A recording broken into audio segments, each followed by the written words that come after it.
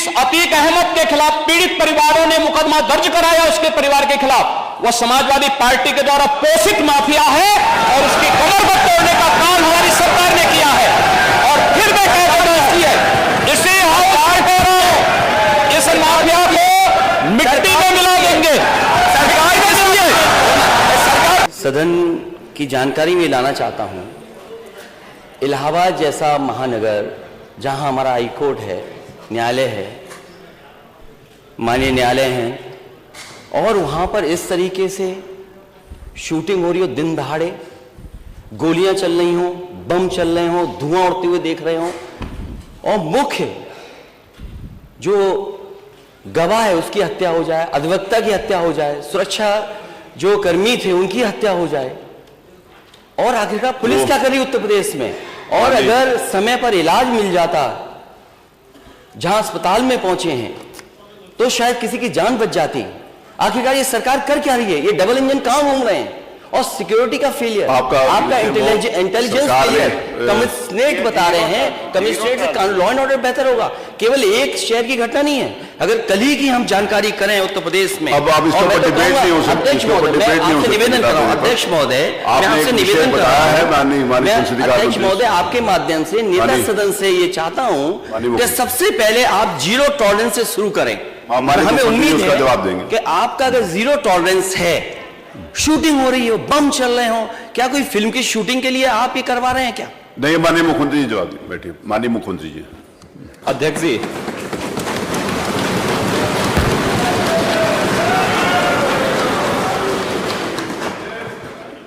कल की घटना जो प्रयागराज की हुई है वो दुखद है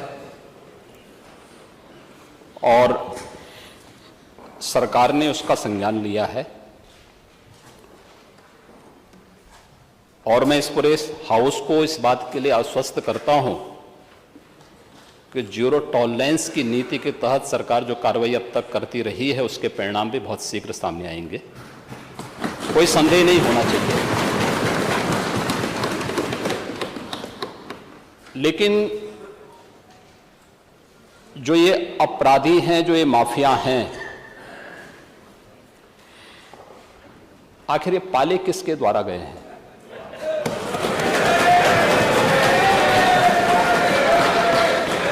बात जवाब आ जाए। ये जब अभी आपका नाम तो नहीं है कि आपने के खिलाफ जवाब आ जाए। जिस माफिया के खिलाफ जो भी है, किसी का नाम तो नहीं है ना, किसी का नाम तो सच नहीं कि समाजवादी पार्टी ने उन्हें सांसद बनाया था, ये सच नहीं है। आप अपराधियों को पालेंगे, प्रदेश पार्टी जिस किसी भी पार्टी का रहा हो, बताइए क्या अपराधी नहीं था? किस पार्टी का था? किस पार्टी का था? आप सारे अपराधियों को पालेंगे, उनको माल्यार्पण करेंगे और उसके बाद तमाशा बनाते हैं आप लोग। एक तरफ अपराधियों को प्रश्रय देंगे, उन्हें गले का हार बनाएंगे, और दूसरी तरफ फिर दोषारोपण भी करेंगे। मैं उन्हीं पे आ रहा हूं, उन्हीं बातों पे चर्चा करने के लिए आ रहा हूं। हमारी पार्टी में आप बताइए किस पार्टी का सदस्य है? क्योंकि बहुजन समाज पार्टी से आपकी दोस्ती है, इसलिए बहुजन समाज पार्टी का नाम नहीं ले रहे आप। हम भी उन्हीं बातों पे कह रहे हैं। क्या ये सच नहीं कि जिस अतीक अहमद के खिलाफ पीड़ित परिवारों ने मुकदमा दर्ज कराया उसके परिवार के खिलाफ, वह समाजवादी पार्टी के द्वारा पोषित माफिया है और उसकी कमर को तोड़ने का काम हमारी सरकार ने किया है। और फिर मैं कहता हूं इसी इस माफिया को मिट्टी में मिला देंगे। सरकार किसकी है? गफलत में हो, ये माफिया हैं, इनको मिट्टी में मिलाने का काम करेंगे। अपराधी आप क्या है? अपराधी आप क्या है? ये चीजें नहीं हो सकती। अपराधी आप क्या है? नहीं सुनेंगे इनकी बात। ये तो आप जानते हैं, आपको कहना चाहिए था। ये तो अध्यक्ष महोदय, ये पेशेवर माफिया और अपराधियों के सरपरस्त हैं और ये लोग लगातार यही करते रहे हैं। इनके रग रग में अपराध भरा हुआ है। अपराध के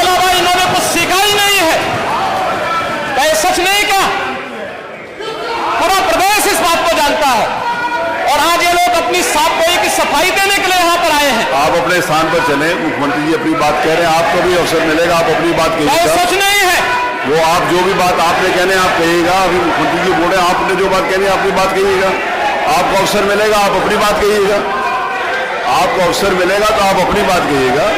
आपको भी अपनी बात कहने का अधिकार है। मान्यवर, आप अपनी बात कहिएगा जब आपको अवसर मिलेगा। अभी सुनिए, अगर आपको लगता है कि कोई बात गलत है तो आप अपनी बात कहिएगा। आपको अपनी जिस बात कहने का माफिया अधिकार है। ने कल यह कृत्य किया है वह माफिया उत्तर प्रदेश के बाहर है और वह माफिया समाजवादी पार्टी के सहयोग से ही बार बार एमएलए और एमपी बना है।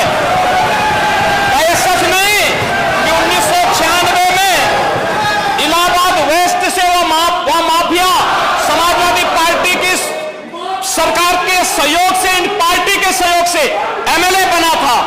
और यही नहीं, 2004 में भी वह माफिया 2004 में भी वह माफिया इन्हीं लोगों के सहयोग से एमपी बना था।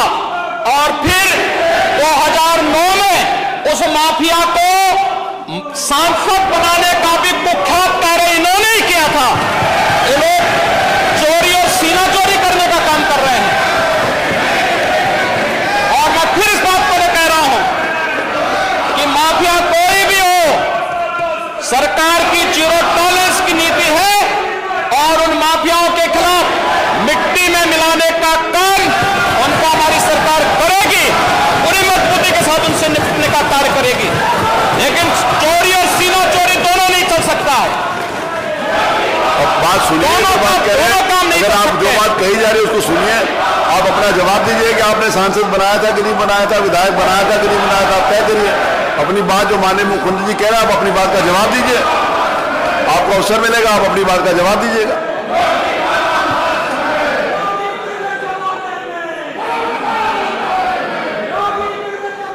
चलिए, अब आप अपने सीट पर चलिए, आप अपने स्थान पर चले, आप अपने स्थान के ऊपर चले, आप अपने स्थान पर चले।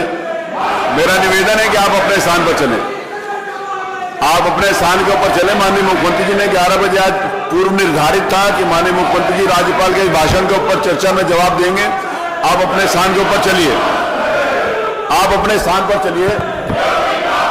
मेरा आपसे निवेदन है कि आप, ये पूर्व निर्धारित था आदरणीय नेता प्रतिपक्ष किस दिन बोलेंगे और माननीय नेता सदन किस दिन बोलेंगे। आज सुबह 11 बजे माननीय नेता सदन के द्वारा राज्यपाल के अभिभाषण के ऊपर अपनी बात कहनी थी। आपने एक विषय उठाया, माननीय मुख्यमंत्री जी ने उसका जवाब दिया। आपको अवसर मिलेगा तो आप अपनी बात कहिएगा। ये मंच सब लोगों के लिए खुला, आप अपनी बात कह सकते हैं। जो भी बात माननीय मुख्यमंत्री जी ने कही है, आपको लगता है कि वो असत्य है तो आप अपनी बात कहिएगा। आप अपनी बात, आपको भी मैं पूरा अवसर दूंगा। उसमें जो भी बात मुख्यमंत्री जी ने कही है आपको लगता है कि असत्य है तो आप अपनी बात कहिएगा। अपनी सीट के ऊपर जाइए।